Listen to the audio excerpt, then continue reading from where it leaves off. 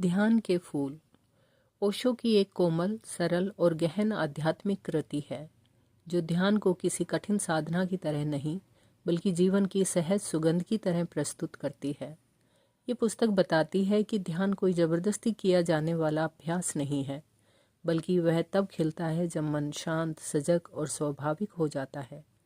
ओशो के अनुसार मनुष्य का मन लगातार विचारों, इच्छाओं और चिंताओं से भरा रहता है।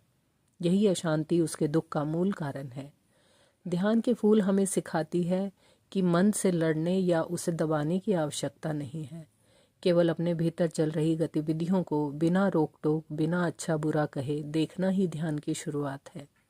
जब देखने वाला जागरूक होता है तो विचारों की गति धीरे धीरे शांत होने लगती है।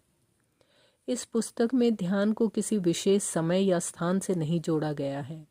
ओशो कहते हैं कि ध्यान जीवन के हर क्षण में संभव है, चलते हुए, बैठते हुए, खाते हुए या बोलते हुए। जब हम पूरी तरह वर्तमान में होते हैं तभी ध्यान घटित होता है। ध्यान कोई क्रिया नहीं बल्कि एक अवस्था है, पूर्ण उपस्थिति की अवस्था। ओशो ध्यान को फूल से इसलिए जोड़ते हैं क्योंकि जैसे फूल प्रयास से नहीं खिलता, वैसे ही ध्यान भी प्रयास से नहीं आता। फूल सही मौसम, सही मिट्टी और सही देखभाल में स्वयं खिलता है। उसी प्रकार जब जीवन में जागरूकता, विश्राम और स्वीकार भाव आता है तब ध्यान अपने आप प्रकट होता है। यह एक प्राकृतिक प्रक्रिया है। पुस्तक यह भी स्पष्ट करती है कि ध्यान का संबंध पलायन से नहीं। ध्यान का अर्थ संसार छोड़ना नहीं बल्कि संसार में रहते हुए भीतर से मुक्त होना है।